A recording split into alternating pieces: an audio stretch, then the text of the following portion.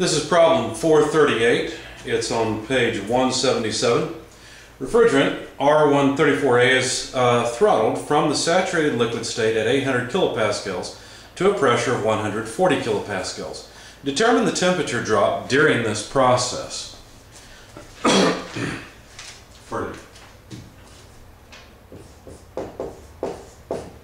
Alright, so we've got a throttling valve.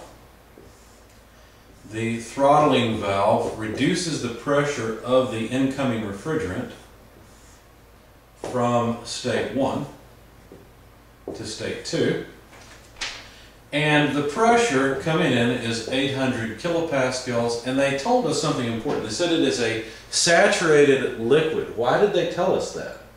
Well, they told us it's a saturated liquid so we can look up its properties. Now, there's a way of writing that down numerically or mathematically, and that is that the quality in state 1 is 0.0. In other words, it's all a saturated liquid. Now, of course, we know we've got R134A flowing through this thing, and at the exit, the pressure is 140 kilopascals. Okay? Now, we're supposed to find the change in temperature, so it would probably be a good idea to, first of all, find the temperature at the entrance, and then maybe the temperature at the exit. So let's try that. Let's begin. If you look up the pressure of the R134A in the saturated pressure tables for R134A in your book, you go to the back of your book, and since we're in metric units, you would go to the first appendix, and the table you would go to is on page 858. It's table A9. And what you would do is look up the pressure of 800 kilopascals. Now, it's listed in megapascals, so we're looking for 0.8 megapascals. I'll show you the page so you can see what we're looking for. So there it is, page 858.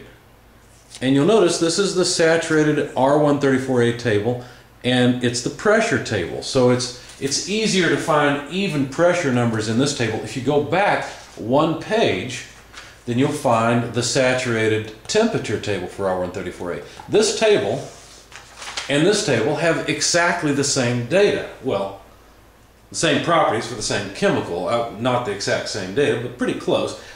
The point is that the information is the same in the two. It's just looking at different data points for the same chemical. Anyway, so 0.8 megapascals, if we look up the temperature, all you have to do is go over and read the saturated temperature. Now, how do we know we're on this table?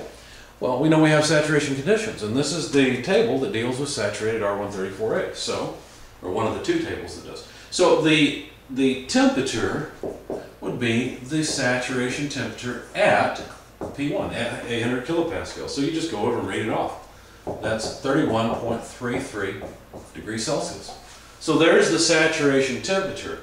Now, that's the same as the temperature of the refrigerant coming in. Remember that if the refrigerant is saturated, then that means its pressure and temperature codepend on one another.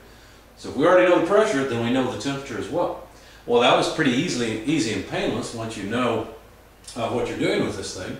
But what about the exit? Well, for the exit, we will have to use an energy balance. And if you remember in class, I gave you some slides, or I gave you in the slides an equation from the energy balance that relate the entrance and exit state. And it was pretty easy. It just said the enthalpy at the exit is equal to the enthalpy at the entrance. Okay, well, what's the enthalpy at the entrance? Well, we should probably go look that up as well. Now, if you go back again to page 858, all you have to do is look up the pressure of 0.8 megapascals and then go over to the enthalpy lines, or enthalpy columns. Now, you'll notice there's an enthalpy of saturated liquid, HF, and an enthalpy of saturated vapor, HG. Which one do we take? Well, it's saturated liquid. All of it is saturated liquid. There's not even a mixture. So it would simply be HF at P1. So when you look that up, go back to page 858, what you'll find is that the enthalpy is 93.42 kilojoules per kilogram. And basically the idea of a throttling valve is that you do not lose any energy across a throttling valve. And that seems counterintuitive most likely, because you're thinking, well, wait a second, the pressure goes down. And I know that this is a throttling valve for refrigerant, so I know the temperature is going to go down. So if the pressure and the temperature go down, wait a second, is enthalpy just basically Pressure and temperature added together? No, not quite. Enthalpy is the sum of internal energy plus the PV product. It's not just pressure that's flow energy. It's the product of the pressure and the specific volume that represents flow energy. So really what happens here is that the entrance conditions, the entrance energy, is the same as the exit energy, but the thermal energy goes down because the temperature at the exit is going to be lower. The pressure at the exit is lower, but what will happen is some of that liquid is going to vaporize, making the specific volume at the exit much, much larger than it was at the entrance. And so the flow energy will actually increase across this valve at the expense of thermal energy. So there's been a change from thermal energy to flow energy. Okay, so that's what this throttling valve does. Now, this is an irreversible process, and we'll talk about that a little bit more once we get to chapters 6 primarily, 5 and 6 especially. But anyway, for the time being, we have what we need. The enthalpy at the exit is the second property. Notice we needed 2 pieces of information to find out anything else that we wanted to know about state 1. The same is true for state 2. The enthalpy at the exit we know is 93.42 kilojoules per kilogram just because of the energy balance. So we just copy it down. And these 2 pieces of information together will give us what we're looking for. Now what we really want at the exit is the temperature.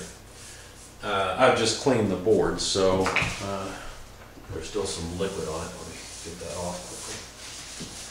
There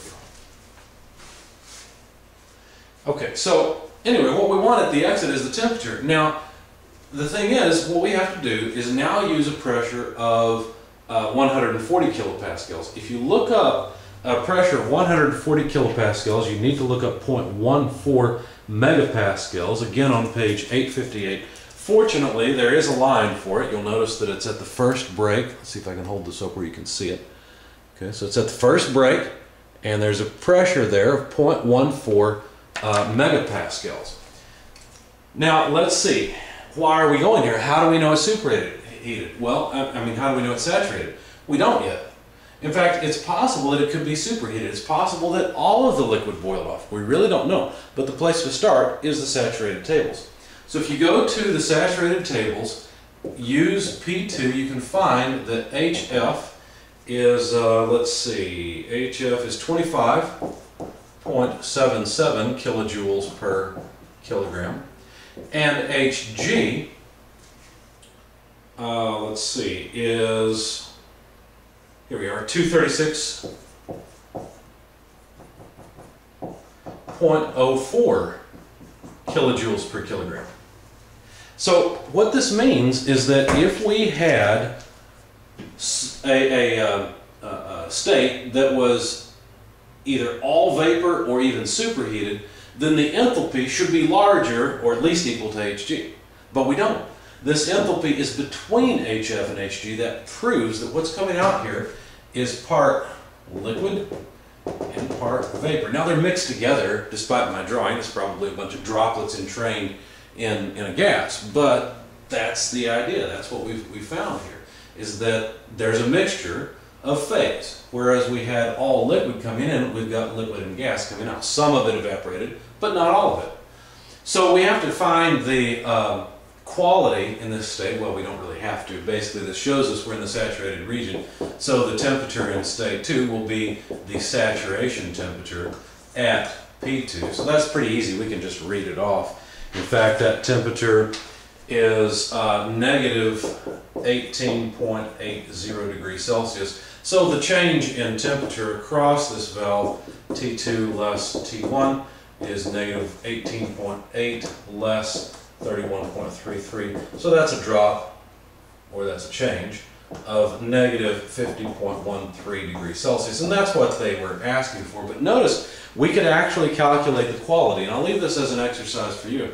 But the quality at the exit would just be the average property less the liquid property divided by the gas property less the liquid property. Now what is this? Well, it doesn't matter if we're talking about enthalpy or specific volume or any of these things. There will be an average. In other words, there will be a weighted average between the liquid and the vapor. Both will contribute sum of the property. Now in this case, our average property is the enthalpy H2. So this would be H2 less HF.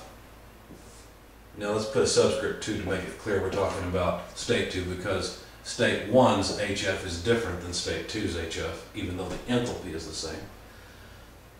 Let's see, even though the average enthalpy is the same at the entrance and exit. So this would be Hg at state 2 less HF at state 2. So this is just the lever arm rule. That's already all it really is. It just tells you what percentage the state is versus the difference between the gas and the liquid.